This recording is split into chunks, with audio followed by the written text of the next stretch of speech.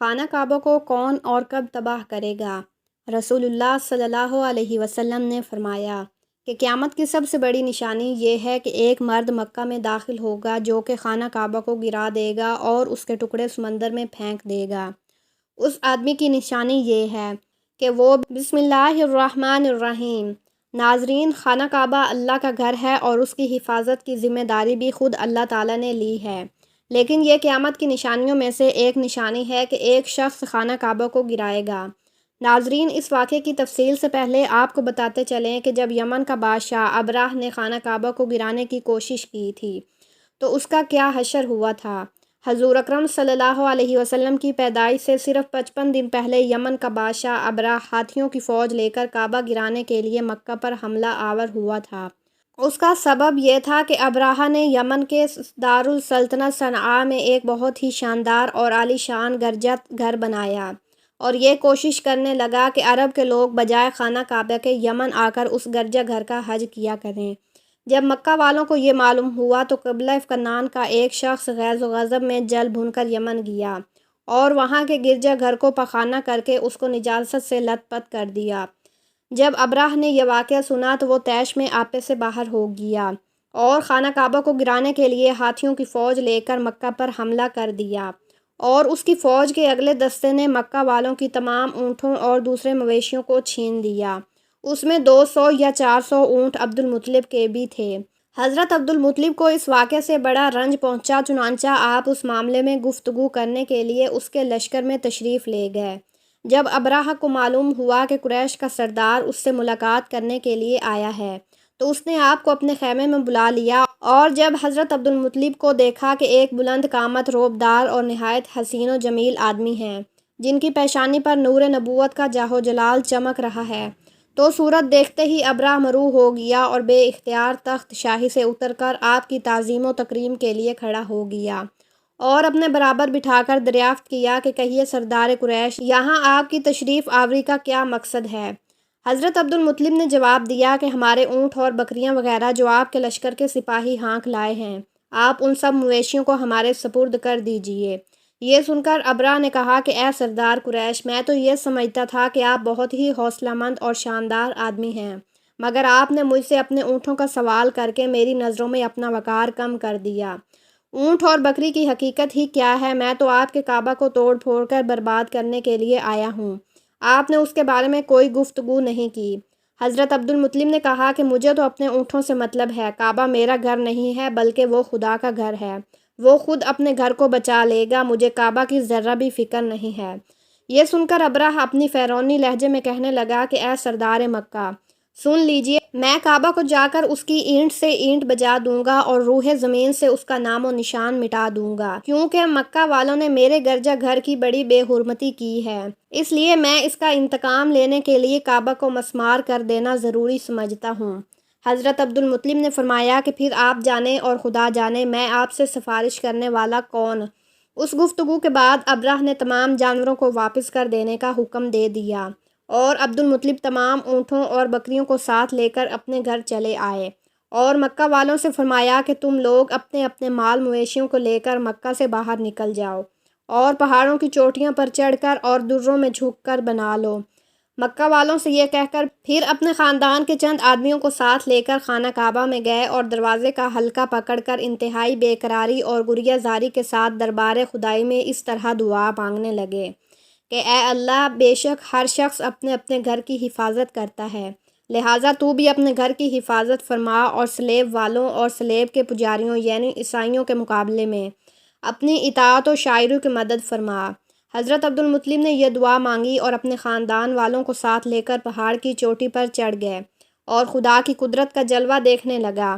ابریحہ جب صبح کو کعبہ گرانے کے لیے اپنے لشکر و جرار اور ہاتھیوں کی قطار کے ساتھ آگے بڑھا اور مقام مخنس میں پہنچا تو خود اس کا ہاتھی جس کا نام محمود تھا ایک دم بیٹھ گیا، ہر چند مارا اور بار بار للکارا مگر ہاتھ نہیں اٹھا۔ اسی حال میں قہر الہی ابابیلوں کی شکل میں نمودار ہوا اور نئے نئے پرندے جھنڈ کے جھنڈ جن کی چونچ اور پنجوں میں 3 کنکریاں تھیں، سمندر کی جانب سے حرم کعبہ کی طرف آنے لگے۔ ابابیلوں کے ان لشکروں نے ابریحہ کی فوجوں پر اس زور و شور سے سنگ باری شروع کر دی کہ ان کی آن میں ابریہا کی لشکر اور اس کے ہاتھیوں کے پرخچے اڑ گئے۔ ابابیلوں کی سنگ باری خداوندہ قہار و جبار کے قہر و غضب کی ایسی مار تھی کہ جب کوئی کنکری کسی فیل سوار کے سر پر پڑتی تھی تو وہ اس آدمی کے بدن کو چیرتی ہوئی ہاتھی کے بدن سے پار ہو جاتی تھی۔ ابراہہ کی فوج کا ایک آدمی بھی زندہ نہیں بچا اور سب کے سب ابرہ اور اس کے ہاتھیوں سمیت اس طرح ہلاک و برباد ہو گئے کہ ان کے جسموں کی بوٹیاں ٹکڑے ٹکڑے ہو کر زمین پر بکھر گئی۔ چنانچہ قرآن مجید کی سورۃ فیل میں خداوند قدوس نے اس واقعے کا ذکر کرتے ہوئے ارشاد فرمایا، یعنی اے محبوب، کیا آپ نے نہ دیکھا کہ آپ کے رب نے ان ہاتھی والوں کا کیا حال کر ڈالا؟ کیا ان کے داؤں کو تباہی میں نہ ڈالا اور ان پر پرندوں کی ٹکڑیاں بھیجی تاکہ انہیں کنکر کے پتھروں سے ماریں تو انہیں چبائے ہوئے بھوس جیسا بنا ڈالا۔ جب ابرہ اور اس کے لشکر کا یہ انجام ہوا تو عبد المطلب پہاڑ سے نیچے اترے اور خدا کا شکر ادا کیا۔ ان کی اس کرامت کا دور دور تک چرچا ہو گیا اور تمام اہل عرب ان کو ایک خدا رسیدہ بزرگ کی حیثیت سے قابل احترام سمجھنے لگے۔ تو ناظرین، اب آپ کو اس واقعے کے بارے میں بتاتے ہیں جو قیامت کے نزدیک پیش آئے گا اور جس کے بارے میں حضرت محمد صلی اللہ علیہ وسلم نے فرمایا تھا۔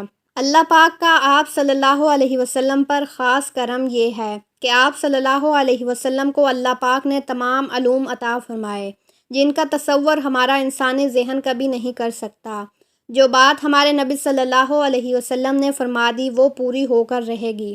اللہ پاک ارشاد فرماتے ہیں، اور وہ کوئی بات اپنی خواہش سے نہیں کرتے، وہ تو نہیں مگر وہی جو انہی کی ذات ہے۔ اللہ کے علم کے سمندر کے مقابلے میں نبی اکرم صلی اللہ علیہ وسلم کا علم ایک قطرہ ہے، مگر آپ صلی اللہ علیہ وسلم کا یہ قطرہ تمام مخلوق کے لیے ایک سمندر کے برابر ہے۔ یہ بات سچ ہے کہ ہم آپ صلی اللہ علیہ وسلم کے علم کے بارے میں اندازہ نہیں لگا سکتے۔ اللہ کی ذات تو بہت ہی وسیع ہے، ہم اس کا اندازہ کس طرح لگائیں گے؟ آپ صلی اللہ علیہ وسلم نے اپنے سے پہلے گزرے ہوئے انبیاء کرام اور ان کی امتوں کے ساتھ آنے والے وقتوں کے بارے میں بھی اپنی امت کو آگاہ کر دیا۔ محدثین اور مفسرین کا کہنا ہے کہ جب قیامت قریب آنے والی ہوگی تو خانہ کعبہ کو گرائے جانے کا واقعہ پیش آئے گا۔ جن لوگوں کو اس کے بارے میں علم ہے ان کو اس بارے میں حدیث مبارکہ کی روشنی میں بتاتے ہیں۔ خانہ کعبہ اللہ پاک کی نشانیوں میں سے ایک عظیم الشان نشانی ہے۔ جب تک کعبہ قائم ہے اس وقت تک دنیا بھی قائم و دائم رہے گی۔ جب خانہ کعبہ کو گرایا جائے گا تب قیامت رونما ہوگی۔ جب قیامت قریب آئے گی ایک بدبخت حبشی خانہ کعبہ کو گرا دے گا۔ پھر قیامت آئے گی۔ اس کمینے حبشی کے بارے میں آپ صلی اللہ علیہ وسلم نے ارشاد فرمایا، اس حبشی کی شکل و صورت ایسی ہوگی کہ وہ چھوٹی پنڈلیوں والا حبشی خانہ کعبہ کو گرائے گا۔ جبکہ بخاری شریف میں لکھا ہے کہ رسول اللہ صلی اللہ علیہ وسلم نے فرمایا، گویا میں اس حبشی کو دیکھ رہا ہوں، وہ کالا اور چوڑی ٹانگوں والا ہے، کعبہ کے پتھر اور اینٹوں کا اکھاڑ اکھاڑ کر پھینک رہا ہے۔ بخاری شریف میں ہے کہ قرب قیامت کے وقت حضرت عیسیٰ علیہ السلام کے پردہ کرنے کے بعد جب لوگوں کے سینوں سے قرآن پاک اللہ اٹھا لے گا تو اس کے بعد وہ بدبخت حبشی خانہ کعبہ کو گرائے گا۔ اس حدیث میں افج لفظ کا استعمال ہوا ہے، اور افج وہ ہے جو اکڑتا ہوا چلے یا چلنے میں اس کے دونوں پنجے نزدیک رہیں اور دونوں ایڑیوں میں فاصلہ رہے۔ وہ حبشی مردود جو قیامت کے قرب خانہ کعبہ کو ڈھائے گا وہ اسی شکل کا ہوگا۔ دوسری روایت میں ہے کہ اس کی آنکھیں نیلی، ناک پھیلی ہوئی ہوگی اور پیٹ بڑا ہوگا۔ اس کے ساتھ اور لوگ ہوں گے، وہ کعبہ کا ایک ایک پتھر اکھاڑ ڈالیں گے اور سمندر میں لے جا کر پھینک دیں گے۔ ایک قیامت کے بالکل نزدیک ہوگا۔ یہاں یہ بات بھی ذہن نشین رہے کہ ان قیامت کی نشانیوں سے متعلق روایات میں چند ایک معاملات و شخصیات کو چھوڑ کر ان کا ظاہر ہونے کا وقت، حالات و شخصیات و اقوام عالم کا معاملہ کافی نامعلوم ہے اور واضح نہیں کہ اس پر کوئی حتمی رائے دی جا سکے کہ کب کون کیسے خروج کرے گا وغیرہ۔ آج کل کے سیاسی تناظر میں لوگ اور اکثر علماء کرام بھی یہ سمجھ رہے ہیں کہ بس قیامت صرف چند سالوں یا دہائیوں میں آنے والی ہے۔ کعبہ اور مسجد نبوی کو حبشی جنگ جو تباہ کریں گے اور یہ خود زمین میں دھنس جائیں گے۔ آئندہ جن سالوں میں امام مہدی اور حضرت عیسیٰ علیہ السلام کا نزول ہو جائے گا، ہر مدر ٹرائنگل سے دجال نمودار ہوگا اور فتنہ پھیلائے گا۔ یہودیوں، عیسائیوں اور مسلمانوں کی آپس میں جنگ ہوگی جو بس چند دن کی دوری پر ہے۔ حقیقت یہ ہے کہ یہ سب کیا گہرائیاں ہیں جو سادہ لو عوام الناس کو محفوظ کرنے اور عمل و جہاد سے دور کرنے کے لیے کی جاتی ہیں۔ اگر گہرے نگاہ سے دیکھا جائے تو بڑے بڑے فتنے تو کئی صدیاں پہلے سے ہی رونما ہونے شروع ہو گئے۔ کتنے ہی لوگوں نے مہدی ہونے کا ڈرامہ رچایا، کتنی ہی دفعہ مسلمان اور یہود و نصارہ میں بڑی جنگیں ہوئی، کتنی مرتبہ قبلہ اول فتح ہوا، کتنی مرتبہ قبلہ اول پر یہودیوں کا قبضہ رہا، کتنی مرتبہ دجال نما انسان پیدا ہوئے، لیکن ان کا ذکر قرب قیامت کے سلسلے میں نہیں ہوتا۔ صرف 20ویں اور 21ویں صدی کے سیاسی معاملات و واقعات کو ہی قرب قیامت سمجھ لیا جانا لگا ہے، جبکہ نبی کریم صلی اللہ علیہ وسلم کے ایک فرمان کے مطابق آپ کی وفات کے بعد کا سارا زمانہ قرب قیامت ہی ہے، چاہے کتنی صدیاں بیت جائیں۔ لہٰذا علماء کو چاہیے کہ آج کل کے سیاسی پروپیگنڈے سے متاثر ہو کر ان عوام الناس کو محفوظ کرنے کی بجائے ان نیک اعمال و جہاد فی سبیل اللہ کی ترغیب دیں۔ اللہ تعالیٰ سے دعا ہے کہ اللہ ہمیں نیک کام کرنے کی توفیق دے اور برائیوں سے دور رہنے کی ہمیں توفیق عطا فرمائے، آمین۔ ناظرین، کومنٹ باکس میں اللہ تعالیٰ کے 99 ناموں میں سے ایک نام ضرور ٹائپ کریں۔